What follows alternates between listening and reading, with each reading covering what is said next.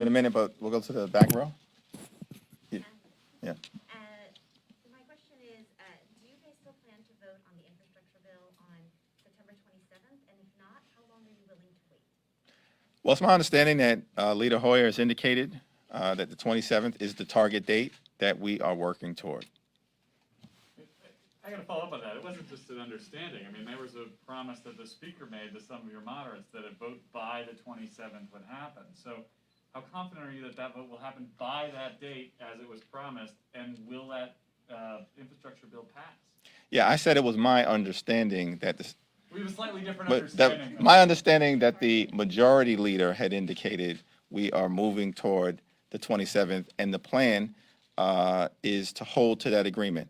And I expect that we're going to get done what we need to get done, both to get the bipartisan infrastructure agreement over the finish line, as well as the Build Back Better Act, hopefully at or very close to the $3.5 trillion that was in the framework agreement. Can I follow up a little bit on that? Sure. Are you mostly in a sort of a waiting situation then for the Senate to finish their homework before you guys can move ahead on the reconciliation piece? It seems like the House action is kind of stalled at the moment. I wouldn't say the House action is stalled. I think there are active bicameral discussions that are taking place. But you need action from the Senate. We always need action from the Senate. Okay. Well, two-part question. One, would you put this on the floor, as Leader Hoyer has indicated, knowing that it would fail? And two, we haven't really heard publicly from President Biden giving the progressives or the moderates any kind of reassurance one way or the other that we all need to hold hands and jump off this bridge together. Would that be helpful versus him communicating through Pelosi and caucus like she said today? Well, there are active conversations that are ongoing with the administration. Tomorrow, we'll be hearing from the administration with respect to the Build Back Better Act at 3 p.m. White House Communications Director is coming to visit us. We'll see who else she brings along. Failure is not an option. The votes will be there for both the bipartisan infrastructure agreement and the Build Back Better Act. Do you think she's going to bring along the president? Is that what you're... No, I was not implying that she's going to bring him along. The president has to come via invitation, as I understand the constitutional balance. One more on BIF, if I may. Is your expectation, given some of what we've heard now from the progressive members of your caucus who aren't going to vote for it without reconciliation, that you're going to need Republican votes to bring you over the finish line on that? I mean, is that kind of what you're looking, is that the strategy? We can't count on House Republicans for anything save for a handful of patriots in other areas like Liz Cheney and Adam Kinzinger for a whole lot, and we're not proceeding under the expectation that we need Republicans to get President Biden's agenda, which the American people support, over the finish line. Thank you, Mr. Chairman. Can you speak to the CBC's meeting with the Vice President with regard to the Haitian refugee crisis at the border at Del Rio? You referring to yesterday's meeting? Yes. Yeah, so I wasn't present at yesterday's meeting. It was, as I understand it, an informal discussion with the Vice President on a wide variety of issues, in part just to celebrate the 50th anniversary of the original founding of the Congressional Black Caucus. There were 13 members then. Now we're 55, including former alums like former President Barack Obama and current Vice President Kamala Harris. I'm certain that the issue in terms of the Haitian migrant crisis was discussed, but I wasn't present, so I wasn't part of those conversations. Can I go back to the debt ceiling really quickly? We're sort of entering this murky water if the Senate Republicans don't come along and vote for this CR that includes debt limit and government funding.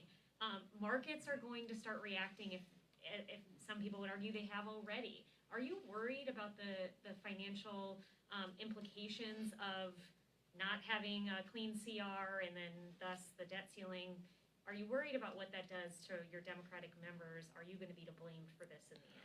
Well, again, as a member of the Appropriations Committee, I want to yield to Pete. That's the committee that has put the legislation forward. But I will say we should all be concerned as it relates to making sure we do our jobs in the context of the debt ceiling, which doesn't relate to increasing a line of credit so we can do new things. We should all be clear. The debt ceiling is about paying bills that we have already accumulated. And in this particular case, it's COVID related, and it's things that Donald Trump himself signed off on as the former president, and so did the Republicans in both the House and the Senate. Now we have to be able to pay our bills.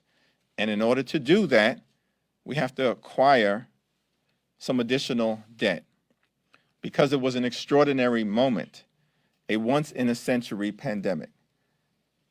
That's why the Republicans are being so irresponsible in suggesting that they may not sign off on a debt ceiling increase or suspension, I think is what is contained in the legislation. Are you worried though about the financial implications of all of this? Well, the path that Rosa DeLauro has put forward in the bill that we're going to be voting on is the right path. Will it be the ultimate ending point? You know, I don't know, and we're going to have to talk to the other chamber. And it's sad to me that you know, Kevin McCarthy and Mitch McConnell get passes on this when they have voted, as the chairman mentioned, on raising the debt limit in prior administrations. And so, you know, the Appropriations Committee has done our work. We have met, we have moved our bills out of committee. The Senate hasn't done their work. So we're going to have a CR. We're left to the CR until December. We're attaching the debt limit piece to keep sanity within the markets. And if those folks, you know, have concerns, they should reach out to Senator McConnell and ask what full faith and credit of the United States government means. It seems like Senate Republicans need to answer that question more than House Democrats. And on the economy, you know, Senate Republicans should be hearing from their friends in the big banks, in big business, as to how catastrophic a default on our debt would be for industry, for commerce, for the economy, most importantly, for the American people. Last question? We'll go to these two final questions, yeah.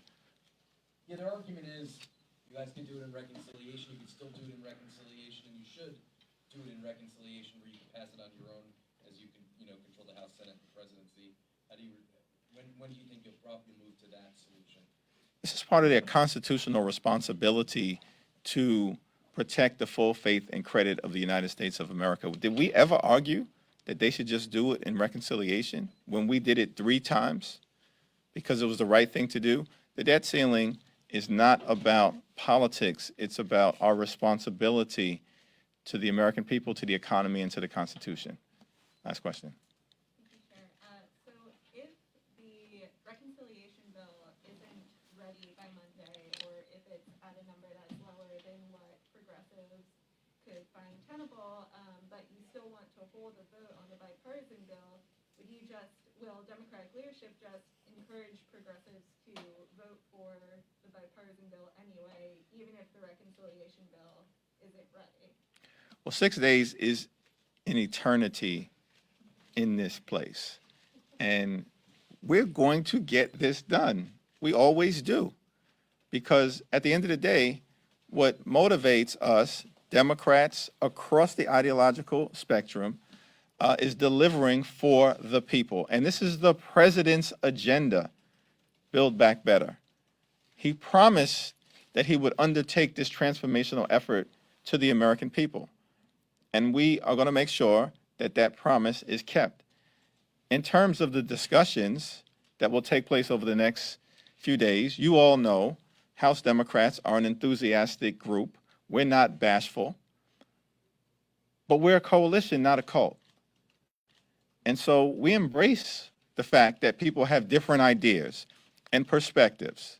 But at the end of the day, we always land at the highest common denominator, and we will do that in this case, and we're going to pass the infrastructure agreement, and we're going to pass the Build Back Better Act.